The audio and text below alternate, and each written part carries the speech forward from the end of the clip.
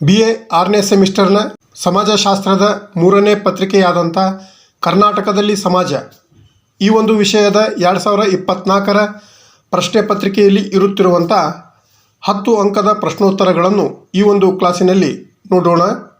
Part ಸಿಯಲ್ಲಿ ಬೇಕಾದ 3 ಪ್ರಶ್ನೆಗಳಿಗೆ ಉತ್ತರಿಸಿ ಅಂತ ಇದೆ. ಇಲ್ಲಿ 4 ಪ್ರಶ್ನೆಗಳನ್ನು ಕೊಡಲಾಗಿರುತ್ತದೆ. ಅವುಗಳಲ್ಲಿ ಬೇಕಾದ 3 ಪ್ರಶ್ನೆಗಳಿಗೆ ಮಾತ್ರ ಉತ್ತರಿಸಬೇಕು. ಪ್ರತಿಯೊಂದು ಪ್ರಶ್ನೆಗೆ 10 ಅಂಕಗಳಂತೆ 3 ಪ್ರಶ್ನೆಗಳಿಗೆ 30 ಅಂಕಗಳು ಆಗಿವೆ.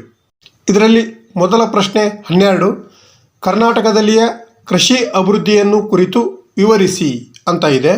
ಈ ಒಂದು ಕರ್ನಾಟಕದಲ್ಲಿ ಕೃಷಿ ಅಭಿವೃದ್ಧಿಯು ರಾಜ್ಯದ ಆರ್ಥಿಕತೆಗೆ ಮಹತ್ವವಾದಂಥ ಕೊಡುಗೆಯನ್ನು ನೀಡುತ್ತದೆ. ರಾಜ್ಯದಲ್ಲಿ ಕೃಷಿ ಚಟುವಟಿಕೆಗಳು ವೈವಿಧ್ಯಮಯ ಬೆಳೆಗಳನ್ನು ಒಳಗೊಂಡಿವೆ ಮತ್ತು ನೀರಾವರಿ ಸೌಲಭ್ಯಗಳು, ಆಧುನಿಕ ತಂತ್ರಜ್ಞಾನ ಮತ್ತು ಸರ್ಕಾರದ ಬೆಂಬಲ ಯೋಜನೆಗಳಿಂದಾಗಿ ಈ ಒಂದು ಕರ್ನಾಟಕದಲ್ಲಿ ಕೃಷಿ ಅಭಿವೃದ್ಧಿಯಾಗಲು ಸಾಧ್ಯವಾಗಿದೆ.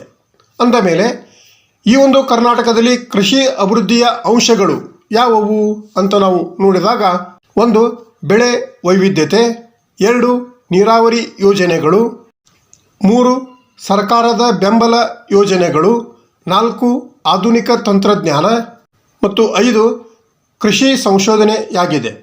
ಇನ್ನು ಈ ಒಂದು ಕರ್ನಾಟಕದಲ್ಲಿ ಕೃಷಿ ಅಭಿವೃದ್ಧಿಯ ಸವಾಲುಗಳು ಏನು ಅಂತ ನಾವು ನೋಡಿದಾಗ, 1 ನೀರಿನ ಕೊರತೆ, 2 ಕೃಷಿ ಕಾರ್ಮಿಕರ ಕೊರತೆ ಮತ್ತು 3 ಹವಾಮಾನದ ಬದಲಾವಣೆಯಾಗಿದೆ. ಅಂದ ಮೇಲೆ ಈ ಒಂದು ಕರ್ನಾಟಕದಲ್ಲಿ ಕೃಷಿ ಅಭಿವೃದ್ಧಿಗೆ ಕೈಗೊಳ್ಳಬೇಕಾದಂಥ ಕ್ರಮಗಳು ಯಾವುವು ಅಂತ ನಾವು ನೋಡಿದಾಗ, 1 ನೀರಾವರಿ ಸೌಲಭ್ಯಗಳ ವಿಸ್ತರಣೆ, 2 ಕೃಷಿ ತಂತ್ರಜ್ಞಾನದ ಬಳಕೆ, 3 ಕೃಷಿ ಉತ್ಪನ್ನಗಳ ಮೌಲ್ಯವರ್ಧನೆ ಮತ್ತು 4 ರೈತರ ಆದಾಯವನ್ನು ಹೆಚ್ಚಿಸುವುದು ಆಗಿದೆ. ಒಟ್ಟಾರೆಯಾಗಿ ಈ ಒಂದು ಕರ್ನಾಟಕದಲ್ಲಿ ಕೃಷಿ ಅಭಿವೃದ್ಧಿಯು ರೈತರ ಜೀವನ ಮಟ್ಟವನ್ನು ಸುಧಾರಿಸಲು ಮತ್ತು ರಾಜ್ಯದ ಆರ್ಥಿಕ ಪ್ರಗತಿಗೆ ಈ ಒಂದು ಕೃಷಿ ಅಭಿವೃದ್ಧಿ ಪೂರಕವಾಗಿದೆ ಎಂದು ನಾವು ಹೇಳಬಹುದು. ಇನ್ನು ಪ್ರಶ್ನೆ 13, ಕರ್ನಾಟಕದಲ್ಲಿ ನಗರೀಕರಣದ ಪ್ರವೃತ್ತಿಗಳು ಮತ್ತು ಮಾದರಿಗಳನ್ನು ವಿಶ್ಲೇಷಿಸಿ ಅಂತ ಇದೆ. ಈ ಒಂದು ಕರ್ನಾಟಕದಲ್ಲಿ ನಗರೀಕರಣದ ಪ್ರವೃತ್ತಿಗಳು ಯಾವ ತೆರನಾಗಿವೆ ಅಂತ ನಾವು ನೋಡಿದಾಗ, ಕರ್ನಾಟಕದಲ್ಲಿ ನಗರೀಕರಣವು ತ್ವರಿತವಾಗಿ ಬೆಳೆಯುತ್ತಿದೆ. ನಗರಗಳ ಸಂಖ್ಯೆ ಮತ್ತು ಗಾತ್ರವು ಹೆಚ್ಚುತ್ತಿದ್ದು, ಗ್ರಾಮೀಣ ಪ್ರದೇಶಗಳಿಂದ ನಗರಗಳ ಕಡೆಗೆ ಜನರು ವಲಸೆ ಬರುವುದು ಹೆಚ್ಚಾಗುತ್ತಿದೆ. ಈ ಒಂದು ಪ್ರವೃತ್ತಿಗಳು ಆರ್ಥಿಕ ಅಭಿವೃದ್ಧಿ, ಉದ್ಯೋಗ ಅವಕಾಶಗಳು ಮತ್ತು ಜೀವನ ಮಟ್ಟದ ಸುಧಾರಣೆಗೆ ಕಾರಣವಾಗಿವೆ. ಆದರೆ ಈ ಒಂದು ನಗರೀಕರಣದಿಂದ ಇಂದು ಕೊಳೆಗೇರಿಗಳ ಬೆಳವಣಿಗೆ, ಪರಿಸರ ಮಾಲಿನ್ಯ ಮತ್ತು ಮೂಲ ಸೌಕರ್ಯಗಳ ಮೇಲೆ ಒತ್ತಡದಂತಹ ಸಮಸ್ಯೆಗಳನ್ನು ಈ ಒಂದು ನಗರೀಕರಣವು ತಂದಿದೆ ಎಂದು ನಾವು ಹೇಳಬಹುದು. ಅಂದ ಮೇಲೆ ಈ ಒಂದು ಕರ್ನಾಟಕದಲ್ಲಿ ನಗರೀಕರಣದ ಪ್ರವೃತ್ತಿಗಳು ಯಾವುವು ಅಂತ ನಾವು ನೋಡಿದಾಗ, 1 ತ್ವರಿತ ನಗರಗಳ ಬೆಳವಣಿಗೆ, 2 ಗ್ರಾಮೀಣದಿಂದ ನಗರಗಳಿಗೆ ವಲಸೆ, 3 ನಗರಗಳ ವಿಸ್ತರಣೆ ಮತ್ತು 4 ಉದ್ಯೋಗ ಅವಕಾಶಗಳು ಆಗಿವೆ. ಇನ್ನು ಈ ಒಂದು ಕರ್ನಾಟಕದಲ್ಲಿ ನಗರೀಕರಣದ ಮಾದರಿಗಳು ಯಾವ ತೆರನಾಗಿವೆ ಅಂತ ನಾವು ನೋಡಿದಾಗ, 1 ಕೇಂದ್ರಿತ ನಗರೀಕರಣ, 2 ವಿಕೇಂದ್ರೀಕೃತ ನಗರೀಕರಣ ಮತ್ತು 3 ನಗರಗಳ ನಡುವೆ ಸಂಪರ್ಕವಾಗಿದೆ. ಅಂದ ಮೇಲೆ ಈ ಒಂದು ಕರ್ನಾಟಕದಲ್ಲಿ ನಗರೀಕರಣದಿಂದ ಆದಂಥ ಸಮಸ್ಯೆಗಳು ಯಾವುವು ಅಂತ ನಾವು ನೋಡಿದಾಗ, 1 ಕೊಳೆಗೇರಿಗಳ ಬೆಳವಣಿಗೆ, 2 ಪರಿಸರ ಮಾಲಿನ್ಯ, 3 ಸಾರಿಗೆ ಸಮಸ್ಯೆಗಳು ಮತ್ತು 4 ಸಾಂಸ್ಕೃತಿಕ ಬದಲಾವಣೆಗಳು ಆಗಿವೆ. ಅಂದ ಮೇಲೆ ಈ ಒಂದು ನಗರೀಕರಣದಿಂದ ಆದಂಥ ಸಮಸ್ಯೆಗೆ ಪರಿಹಾರಗಳು ಏನು ಅಂತ ನಾವು ನೋಡಿದಾಗ, 1 ವಿಕೇಂದ್ರೀಕೃತ ಅಭಿವೃದ್ಧಿ, 2 ಮೂಲ ಸೌಕರ್ಯಗಳ ಅಭಿವೃದ್ಧಿ, 3 ಪರಿಸರ ಸಂರಕ್ಷಣೆ ಮತ್ತು 4 ಗ್ರಾಮೀಣ ಅಭಿವೃದ್ಧಿ ಆಗಿದೆ. ಇನ್ನು ಪ್ರಶ್ನೆ 14, ವೀರಶೈವ ಚಳುವಳಿಯ ಉದ್ದೇಶಗಳು ಮತ್ತು ಫಲಿತಾಂಶಗಳು ಯಾವುವು ಅಂತ ಪ್ರಶ್ನೆ ಇದೆ.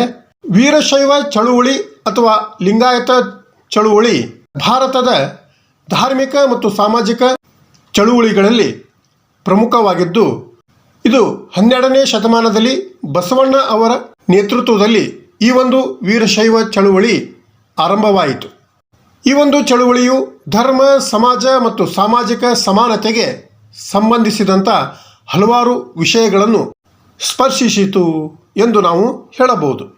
ಅಂದ ಮೇಲೆ ಈ ಒಂದು ವೀರಶೈವ ಚಳುವಳಿಯ ಉದ್ದೇಶಗಳು ಏನು ಅಂತ ನಾವು ನೋಡಿದಾಗ, 1. ಜಾತಿ ವಿಭಜನೆಗೆ ವಿರೋಧ. 2. ಬ್ರಾಹ್ಮಣಿಕ ಆಚರಣೆಗಳಿಗೆ ವಿರೋಧ. 3. ಸಮಾನತೆ. 4. ಸ್ತ್ರೀಯರ ಸ್ಥಾನ ಹೆಚ್ಚಳ ಅಥವಾ ಮಹಿಳಾ ಸಬಲೀಕರಣ. 5. ಶ್ರಮಿಕ ಜೀವನದ ಮಹತ್ವ. ಮತ್ತು 6. ಇಷ್ಟಲಿಂಗ ಧಾರಣೆಯಾಗಿದೆ. ಇನ್ನು ಈ ಒಂದು ವೀರಶೈವ ಚಳುವಳಿಯ ಫಲಿತಾಂಶಗಳು ಏನು ಅಂತ ನಾವು ನೋಡಿದಾಗ, 1. ಸಮಾಜದಲ್ಲಿ ಆದಂಥ ಬದಲಾವಣೆ. 2. ವಚನ ಸಾಹಿತ್ಯದ ಅಭಿವೃದ್ಧಿ. 3. ಮಹಿಳೆಯರ ಬೌದ್ಧಿಕ ಮುಕ್ತಿಗೆ ಹಾದಿ. 4. ಲಿಂಗಾಯತ ಧರ್ಮದ ಸ್ಥಾಪನೆಗೆ ಮಾರ್ಗ. ಮತ್ತು ಕೊನೆಯದಾಗಿ 5. ಸಾಮಾಜಿಕ ಸವಾಲುಗಳು. ಇವೆಲ್ಲವೂ ವೀರಶೈವ ಚಳುವಳಿಯ ಉದ್ದೇಶಗಳು ಮತ್ತು ಫಲಿತಾಂಶಗಳು ಆಗಿದ್ದು, ಒಟ್ಟಾರೆಯಾಗಿ ಈ ಒಂದು ವೀರಶೈವ ಚಳುವಳಿ ಒಂದು ಧಾರ್ಮಿಕ ಚಿಂತನೆಗಷ್ಟೇ ಸೀಮಿತವಲ್ಲದೆ, ಅದು ಸಾಮಾಜಿಕ ನ್ಯಾಯ, ಸಮಾನತೆ ಮತ್ತು ಮಾನವೀಯ ಮೌಲ್ಯಗಳಿಗಾಗಿ ನಡೆದಂಥ ಒಂದು ಮಹತ್ವದ ಚಳುವಳಿ ಈ ಒಂದು ವೀರಶೈವ ಚಳುವಳಿಯಾಗಿದೆ. ಕೊನೆಯ ಪ್ರಶ್ನೆ 15. ಭಾರತೀಯ ಸಮಾಜಶಾಸ್ತ್ರಕ್ಕೆ ಎಂ.ಎನ್. ಶ್ರೀನಿವಾಸರ ಕೊಡುಗೆಗಳನ್ನು ವಿವರಿಸಿ ಅಂತ ಪ್ರಶ್ನೆ ಇದೆ. ಎಂ.ಎನ್. ಶ್ರೀನಿವಾಸ್ ಅವರು ಭಾರತೀಯ ಸಮಾಜಶಾಸ್ತ್ರಕ್ಕೆ ಅನೇಕ ಪ್ರಮುಖವಾದಂಥ ಕೊಡುಗೆಗಳನ್ನು ನೀಡಿದ್ದಾರೆ. ಅವರ ಮುಖ್ಯ ಕೊಡುಗೆಗಳು ಎಂದರೆ ಸಂಸ್ಕೃತೀಕರಣ, ಪ್ರಬಲ ಜಾತಿ ಮತ್ತು ಗ್ರಾಮ ಅಧ್ಯಯನಗಳು ಆಗಿದ್ದು, ಅವರು ಭಾರತೀಯ ಸಮಾಜದ ರಚನೆ ಮತ್ತು ಸಾಮಾಜಿಕ ಬದಲಾವಣೆಯನ್ನು ಅರ್ಥ ಮಾಡಿಕೊಳ್ಳಲು ಈ ಒಂದು ಪರಿಕಲ್ಪನೆಗಳನ್ನು ಬಳಸಿದರು ಎಂದು ತಿಳಿದು ಬರುತ್ತದೆ. ಅಂದ ಮೇಲೆ ಈ ಒಂದು ಭಾರತೀಯ ಸಮಾಜಶಾಸ್ತ್ರಕ್ಕೆ ಎಂ.ಎನ್. ಶ್ರೀನಿವಾಸ್ ಅವರ ಕೊಡುಗೆಗಳು ಯಾವುವು ಅಂತ ನಾವು ನೋಡಿದಾಗ, 1. ಸಂಸ್ಕೃತೀಕರಣ. 2. ಪ್ರಬಲ ಜಾತಿ. 3. ಗ್ರಾಮ ಅಧ್ಯಯನಗಳು. ಮತ್ತು ಕೊನೆಯದಾಗಿ 4. ಇತರ ಕೊಡುಗೆಗಳು. ಈ 4 ಭಾರತೀಯ ಸಮಾಜಶಾಸ್ತ್ರಕ್ಕೆ ಎಂ.ಎನ್.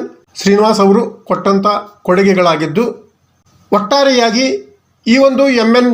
ಶ್ರೀನಿವಾಸ್ ಅವರು ಭಾರತೀಯ ಸಮಾಜಶಾಸ್ತ್ರಕ್ಕೆ ಹೊಸ ದಿಕ್ಕನ್ನು ನೀಡುವುದರೊಂದಿಗೆ ಈ ಒಂದು ವಿಷಯದ ಅಧ್ಯಯನಕ್ಕೆ ಒಂದು ಹೊಸ ಚೌಕಟ್ಟನ್ನು ಒದಗಿಸಿದರು ಎಂದು ತಿಳಿದು ಬರುತ್ತದೆ.